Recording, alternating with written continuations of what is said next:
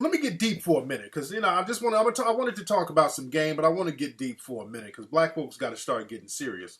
Because many hoods right now, many housing projects, these shits are like one EBT card swipe away from becoming a favela. Just like down in Brazil, just like shanty towns in certain Caribbean spots, is going to become a permanent class of beggars. All they have to do, they can do it overnight. They can just turn them damn EBT cards off. This shit is going to turn into a favela in some of these hoods. And they're setting it up now for that to happen. They're getting the jails ready. They're getting white armed militia groups ready. You feel what I'm saying? They're getting these cats ready, these right wing white vigilantes ready. Y'all need to study what goes on these message boards and these Facebook pages. See, black folks get caught up in stupid fight videos and silly ratchetness. But you got to see what goes on in some of these message boards and these Facebook pages. You got these dudes out here in the dominant society trading guns. They're speaking in codes with each other. Why don't y'all do this? Go look at any like racially baiting story that involves some kind of black crime and a white person, and you always look at the comments. I'm not talking about just the silly, oh, these niggers are savages. I ain't talking about that. Those are just usually teenage white kids. Whenever you see comments, a lot of these cats throw out a lot of code words for each other. I want y'all to feel me on this. When you see like the knockout game, that's a great example. You look at some of the articles and videos about the knockout game, and you look at the comments. There's thousands and thousands of comments, especially on Facebook. Especially on Facebook, you'll see people make comments like this, and they'll just thousands and thousands of white people will say it, and they won't say anything else. That's why I stay strapped. That's why I got my AR-16. That's why I got my 9mm. That's why I carry.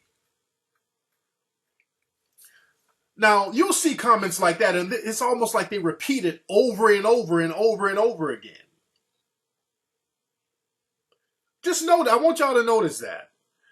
Because my thing, I look at patterns, and I see that a lot. Whenever there's a story about like black mob violence or a knockout game, you see a bunch of white dudes on Facebook or Twitter saying, that's why I carry. That's why I got my 9mm. That's why I got my M16. That's why I carry. You need a gun. That's why I got my gun.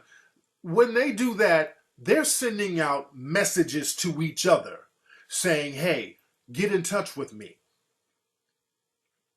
You understand what I'm saying? They're saying to each other, hey, get in touch with me, send me a private message.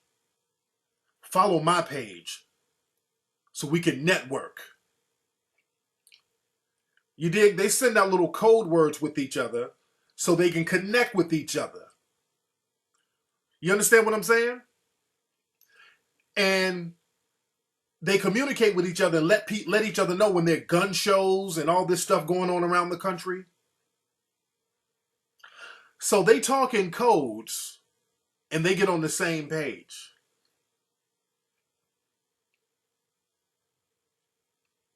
What's that lady on YouTube? And Dre beat scream hilarious. Oh yeah, they're plotting. They're plotting. They help each other increase their arsenal. I peep that.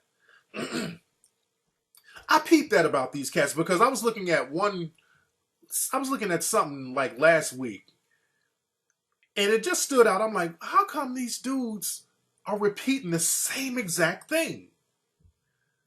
I kept seeing this different people making the same comment. That's why I stay strapped. That's why I keep my 9. That's why they kept saying that. Just different people kept saying the same thing. That's why you got to keep your Glock. That's why you got to keep your 9mm. That's why you stay strapped. Well, I'm like, why are they saying the exact? I said, okay, these motherfuckers are speaking in codes. That's what they're doing. That's okay. They're speaking in codes to each other. They're telling each other, hey, reach out to me. So these dudes are straight up plotting, and they're doing it low key online. Not even low key, because they don't want, you don't want to say, hey, contact me because we're going to have a meet. No, no, no, no. They're real low key and slick with it. People in the dominant society, they understand the importance of having a code. They understand the importance of having a code. That's the one thing black people don't understand. And people in the dominant society, they keep the code to themselves. They keep it to themselves. They keep it real low key. Dude, did y'all see that show about sundown towns? There was a show that came on a few weeks ago on the Discovery Channel about sundown towns. Now, these sundown towns, meaning places that ran black people out and places where black people couldn't go at night, there's still sundown towns in this country that black people are not supposed to go. If you go, usually they'll put the cops on you because the cops do the dirty work now. The cops do all the mob violence against black folks now. They're the lynch mob. They're the modern day lynch mob. So there was one story on that Sundown Town show where a black woman who was like selling encyclopedias or something, she got killed. These white people killed her because she was in this neighborhood she wasn't supposed to be in at night. So the investigator, the camera people went to this town, and many of the people are still alive too. They're all old now, and they know about it. Boy, they kept their motherfucking mouths shut. The minute they sent the white dude in there with a hidden camera on to ask about it, they're like, hey, I heard there was a black woman lynched or killed. They were like, get the hell out of this store. You go. They kept their mouths shut, and all of them knew about it. Everybody there knows about it. But they do not throw each other under the bus. Now, what happens is that people start telling when there's like a deathbed confession. They'll wait till somebody is like on their deathbed, then tell. You understand what I'm saying? They'll do that.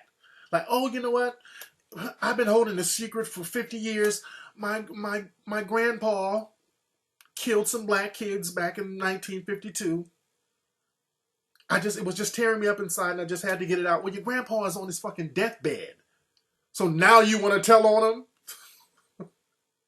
They'll do that to clear their conscience. Yeah, my pawpaw killed some black kids. Fuck your pawpaw. Why you didn't tell on pawpaw when he did it? That was the whole thing with Della Beckwith, who killed Medgar Evers. They're gonna pull him in court when he's old and decrepit. Fuck him now.